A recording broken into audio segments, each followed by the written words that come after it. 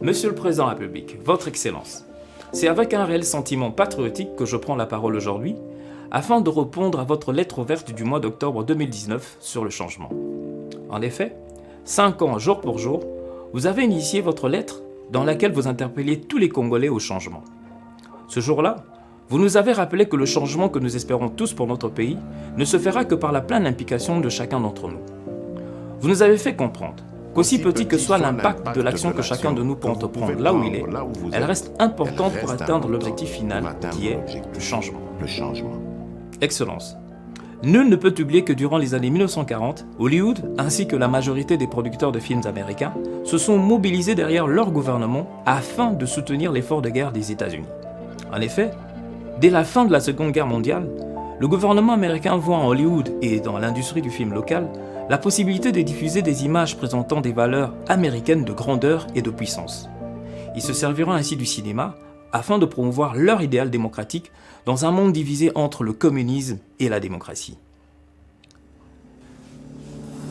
Ainsi, le cinéma devient pour eux un important moyen de faire efficacement de la politique étrangère, car il permettra, malgré les frontières physiques, une diffusion massive des idéaux purement américains dans tous les pays du monde. Désormais, l'ensemble des cinéastes congolais réunis dans l'Afro7 sont tous derrière vous pour soutenir votre vision ainsi que les actions de votre gouvernement.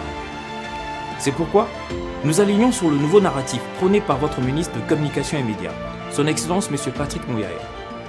L'Association des professionnels du 7e art lance son programme intitulé « La révolution par l'image ». Développé dans un projet de plus de 40 pages et disponible en plusieurs formats, notre programme vise à utiliser puissamment le cinéma congolais afin de communiquer une image positive de notre pays. Avec la révolution par l'image, nous voulons créer des films au contenu éducatif, révolutionnaire et surtout patriotique. Des contenus qui redéfinissent le positionnement du Congo et des Congolais dans notre représentation à l'image. L'objectif étant de créer un imaginaire collectif d'un Congo grand, puissant et prospère. Ces films devront façonner un nouveau genre de Congolais.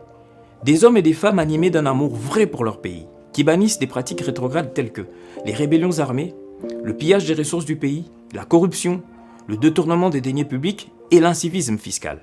Avec la révolution par l'image, les cinéastes congolais se lèvent pour aller à l'assaut du monde avec leurs films et les images positives du Congo, afin d'en finir définitivement avec cette image rétrograde longtemps véhiculée par les médias du monde entier d'un Congo faible, toujours en guerre, incapable de se prendre en charge et surtout de relancer la reconstruction du pays.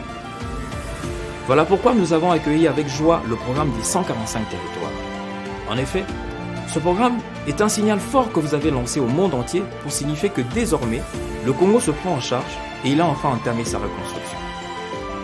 L'ensemble des cinéastes réunis dans la Afro7 sont donc mobilisés et déterminés et surtout équipés pour produire des films documentaires démontrant en détail le vaste travail de reconstruction que vous et votre gouvernement êtes en train d'accomplir sur l'ensemble du pays.